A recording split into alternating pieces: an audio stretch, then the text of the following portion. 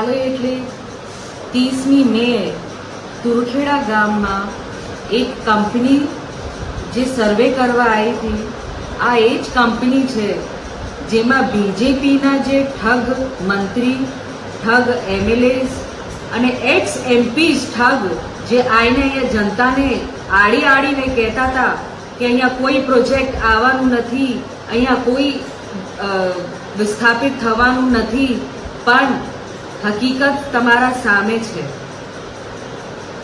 સરકાર જાતે આ કંપનીઓને કાલે સર્વે માટે મોકલ્યું, એનું વિડીયો પણ તમને જાહેર કર્યું, એના કાગળો પણ તમને જાહેર કર્યું।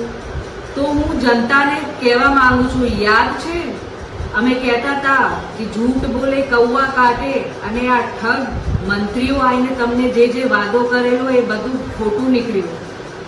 તો આ ભૂલ થતા આપણાથી રહી ગઈ। અગર એ લોકો તમે એમને જીતાડી દેતા તો આજે તમારું ઘર તોડી નાખતા, પણ તમે અમને સહકાર આપ્યું, અમને મોકો આપ્યું, અને પાછું તો પણ આ હિંમત કરીને સરકાર હવે તેમની ખીચ કાઢવા માટે એમના કંપનીઓને સર્વે માટે મોકલે છે, ખાણ ખનીજ માટે મોકલે છે, હાઇડ્રો પ્રોજેક્ટ માટે મોકલે છે, ના ત્યાંના ગ્રામજનોના જે ચૂંટાયેલા સભ્યો છે એને માન આપે છે। તો આના વિરુદ્ધ આપણે કાયદેસરની એક કાર્યવાહી કરવાની છે।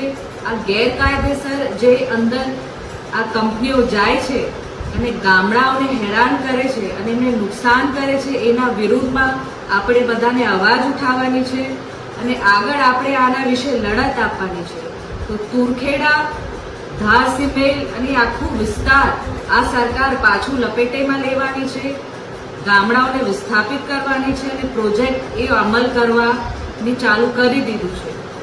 તો હું સરકારને કહેવા માંગુ છું કે અમારા આદિવાસીઓની તમે જમીન છીનવાનું બંધ કરો, આ પ્રોજેક્ટો બંધ કરો। આ પ્રોજેક્ટો ફક્ત તમે ઉદ્યોગપતિને ફાયદો પહોંચાડવા માટે કરો છો, આ કોઈ આમ જનતાને ફાયદો થવાનું નથી ને અમારા આદિવાસી સમાજને આ ફાયદો થવાનું છે। તો તમે હમણાં જાગી જાઓ, ચેતી જાઓ, ને તો આ પરિણામ જે તમને મળ્યું છે આનાથી પણ ખરાબ પરિણામ આ બીજેપી સરકારને આવતી ટર્મમાં મળવાનું છે।